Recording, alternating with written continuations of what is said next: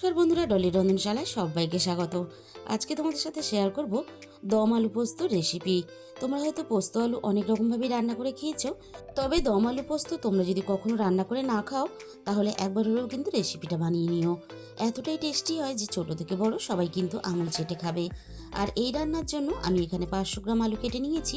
আর দম আলু পোস্ত রান্নার জন্য আলুগুলো একটু বড় সাইজ করে কেটে নিতে হবে। তাহলে চলো রান্নাটা আমি কিভাবে করেছি এবার সেটা দেখে নেওয়া যাক। প্রথমে আমি কড়াইয়ের মধ্যে পরিমাণ মতো সর্ষের তেল দিয়ে দিলাম। আর তেলের পরিমাণটা এই রান্নার জন্য আমি একটু বেশি ব্যবহার করলাম। সব রান্না যে কম তেল দিয়ে রান্না করলে রান্নাটা ভালো হবে এরকমটা কিন্তু না। তোমরা যদি তেল কম পছন্দ করো তাহলে তেলের পরিমাণটা তোমাদের নিজেদের মতো করেই ব্যবহার করবে। এবার আমি কেটে রাখা আলুগুলোকে ভাজার জন্য তেলের মধ্যে দিয়ে দিলাম। আলুগুলোকে আমি প্রথমে নাড়াচাড়া করে একটু হালকা লালচে রং ধরা পর্যন্ত ভেজে নেব। 3-4 মিনিটের মতো নাড়াচাড়া করে আলুগুলোকে আমি একটু ভেজে নিলাম। আর এই রান্নার জন্য আলুগুলো এমনভাবে ভাজতে হবে যে আলুগুলো ভাজার সাথে সাথে 80% মতো ভিতর থেকে সিদ্ধ হয়ে যায়। ঠিক এরকম করে ভেজে নিতে হবে। এবার আমি আলুর মধ্যে স্বাদ মতো লবণ দিয়ে দিলাম। এবার আমি আলুর সাথে লবণটা নাড়াচাড়া করে খুব ভালোভাবে মিশিয়ে দিলাম। আর আলুগুলো ভাজার সাথে সাথে ভিতর থেকে যাতে সিদ্ধ হয়ে আসে তার জন্য আমি কড়াইটা একটু ঢাকা দিয়ে দিলাম।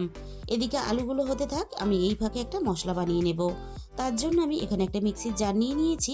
মিক্সির জারের মধ্যে আমি 1 চামচ পোস্ত নিয়ে নিলাম। আর সাথেই আমি এখানে দিয়ে দেব অল্প একটু ভাজা চীনাবাদাম। আমি এখানে ভাজা চীনাবাদামটা ব্যবহার করলাম, তোমরা চাইলে কিন্তু কাঁচা চীনাবাদামটাও ব্যবহার করতে পারো। আর দিয়ে দিলাম আমি এখানে ঝালের জন্য 2টো কাঁচা লঙ্কা। এবার আমি সব কিছু একসাথে খুব ভালোভাবে শুকনো অবস্থাতে প্রথমে ঘুরিয়ে নিয়েছি। যেহেতু অল্প মশলা তাই শুকনো অবস্থাতে ঘুরিয়ে নিলে তাহলে খুব ভালোভাবে বাটাটা হয়ে যাবে। অল্প একটু জল দিয়ে আমি এবার সব কিছু একসাথে দেখো মিহি পেস্ট বানিয়ে রেডি করে নিয়েছি। আবারও আমি রান্নার দিকে চলে এসেছি। 4-5 মিনিটের মতো আমি কড়াইটা ঢাকা দিয়ে দিয়েছিলাম। আমি আবারও একটু সময় নিয়ে আলুগুলোকে নাড়াচাড়া করে আরও একটু বেশ ভালোভাবে ভেজে নেব। আলুগুলো খুব সুন্দর করে ভাজা হয়ে গেছে আর আলুর ভিতর থেকে একটা সিদ্ধ ভাবও চলে এসেছে। ঠিক এরকম করেই আলুগুলোকে ভেজে নিতে হবে। এবার আমি সমস্ত ভাজা আলুগুলোকে কড়াই থেকে নামিয়ে নেব। এবার আমি ওই একই তেলের মধ্যে ফোড়নে প্রথমে দিয়ে দিলাম অল্প একটু গোটা জিরে। আর জিরের সাথেই আমি এখানে দিয়ে দেব 2টো শুকনো লঙ্কা। এবার আমি ফোড়নটাকে নাড়াচাড়া করে কয়েক সেকেন্ড ভেজে নেব। ফোড়ন থেকে সুন্দর মিষ্টি গন্ধ বেরোনো পর্যন্ত। ফোড়ন থেকে সুন্দর মিষ্টি গন্ধ বেরোনোর সাথে সাথে আমি তেলের মধ্যে পেঁয়াজ বাটা দিয়ে দিলাম। আর এখানে আমি একটা বড় সাইজের পেঁয়াজ বাটা ব্যবহার করলাম। এবার আমি পেঁয়াজটাকে নাড়াচাড়া করে হালকা একটু লালচে রং ধরা পর্যন্ত ভেজে নেব। পেঁয়াজটাকে আমি বেশ ভালোভাবে ভেজে নিয়েছি। এবার আমি পেঁয়াজের সাথে 1 চামচের একটু কম আদা আর রসুন বাটা দিয়ে দিলাম। এই রান্নাতে খুব বেশি কিন্তু আদা রসুনের ব্যবহার করলে হবে না। আদা রসুনটা এই রান্নাতে একটু কম ব্যবহার করতে হবে। সবশেষে আমি রান্নার স্বাদ মতো লবণ দিয়ে দিলাম। এবার আমি আদা রসুনটা নাড়াচাড়া করে বেশ ভালোভাবে একটু কষিয়ে নেব, আদা রসুনের কাঁচা গন্ধটা চলে যাওয়া পর্যন্ত। আদা রসুনটা আমি খুব ভালোভাবে কষিয়ে নিয়েছি।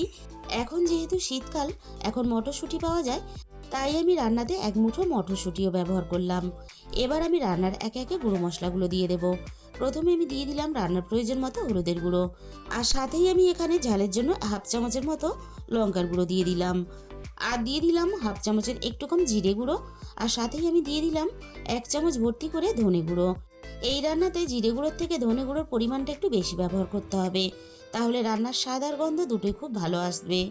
এবার আমি সমস্ত গুঁড়ো মশলা একসাথে নাড়াচাড়া করে একটু সময় নিয়ে বেশ ভালোভাবে কষিয়ে নেব। মশলাটা আমি মিনিট 5-এর মতো খুব ভালোভাবে কষিয়ে নিলাম।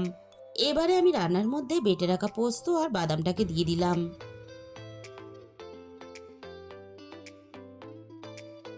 এবার আমি মশলার সাথে পোস্ত আর বাদামটা একটু কষিয়ে নেব। তবে খুব বেশি সময় নিয়ে আমি পোস্ত কষাবো না। পোস্ত যদি অনেকটা সময় নিয়ে কষানো হয় তাহলে পোস্তর স্বাদটা নষ্ট হয়ে যায়। মিনিট 2-এর মতো আমি পোস্ত আর মশলা একসাথে নাড়াচাড়া করে কষিয়ে নিলাম। আর এইভাবেই কিন্তু সমস্ত মশলা ধাপে ধাপে কষিয়ে নিতে হবে। আর মশলার মধ্যে দেখো একটা জমাট ভাব চলে এসেছে আর মশলার উপরে সুন্দরভাবে তেলটাও ভেসে উঠেছে। এবার আমি গ্যাসের ফ্লেমটা একেবারে লোতে রেখে ছোট বাটির 1 বাটি ভর্তি করে টক দই দিয়ে দিলাম। এবার আমি মশলার সাথে টক দইটা নাড়াচাড়া করে খুব ভালোভাবে কষিয়ে নেব। আর এই সময় কিন্তু গ্যাসের ফ্লেমটা অবশ্যই লোতে রাখবে, তা না হলে টক দইটা ফেটে যেতে পারে। টক দইটা আমি নাড়াচাড়া করে বেশ ভালোভাবে কষিয়ে নিলাম। এবার আমি একটু ঢাকা দিয়ে দিলাম মশলাটা আরও ভালোভাবে পাক হওয়ার জন্য। মিনিট দুয়েকের মতো আমি কড়াইটা ঢাকা দিয়ে দিয়েছিলাম। আর দেখো মশলাটা কতটা সুন্দরভাবে পাক হয়ে গেছে। এবার আমি রান্নার মধ্যে মিক্সির বাটি দিয়ে অল্প একটু মশলার জল দিয়ে দিলাম। এবার আমি মশলার সাথে ভেজে রাখা আলুগুলোকে দিয়ে দিলাম।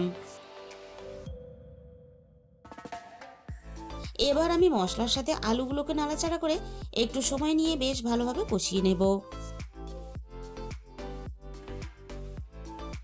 6-7 মিনিটের মতো আমি আলুগুলোকে মশলার সাথে নাড়াচাড়া করে বেশ ভালোভাবে কষিয়ে নিয়েছি।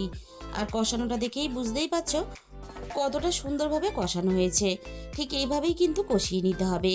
এবার আমি রান্নার মধ্যে পরিমাণ মতো জল দিয়ে দিলাম। এবারে আমি রান্নাটা নাড়াচাড়া করে খুব ভালোভাবে একসাথে সবকিছু মিশিয়ে দেব। আর রান্নাটা একটু ফুটে ওঠার জন্য অপেক্ষা করব। রান্নাটা বেশ ভালোভাবে ফুটে উঠেছে। এবার আমি রান্নার মধ্যে 1 চামচ গরম মশলা গুঁড়ো দিয়ে দিলাম। এবারে আমি গরম মশলা গুঁড়োটা নাড়াচাড়া করে খুব ভালোভাবে মিশিয়ে দেব। আর তার সাথে সাথে রান্নাটা ভালোভাবে করেও নেব। মিনিট 15-র মতো আমি রান্নাটা করে নিয়েছি। আর গ্রেভিটা কিন্তু ঠিক এরকম রেখেই আমি রান্নাটা নামিয়ে নেব। তা না হলে রান্নাটা ঠান্ডা হয়ে যাওয়ার পরে অনেকটাই কিন্তু বসে যাবে। বন্ধুরা, তোমরা যদি এভাবে দম পোস্ত কখনো রান্না করে না থাকো তাহলে বাড়িতে অবশ্যই একদিন হলেও ট্রাই করে দেখো। তাহলে বন্ধুরা, আজকের এই রেসিপিটা শেষ পর্যন্ত দেখার পরে তোমাদের যদি ভালো লেগে থাকে তাহলে ভিডিওতে একটা লাইক, শেয়ার আর কমেন্ট করে দিও। আর যে সমস্ত নতুন বন্ধুরা এখন পর্যন্ত আমার চ্যানেলটা সাবস্ক্রাইব করোনি, এরকম নতুন সহজ ঘরোয়া রেসিপি পেতে আমার চ্যানেলটা সাবস্ক্রাইব করে আমার পাশে থাকার অনুরোধ রইল। আর রেসিপিটা এতক্ষণ সময় ধরে দেখার জন্য তোমাদের সবাইকে অসংখ্য ধন্যবাদ। আজকে তাহলে এই পর্যন্ত।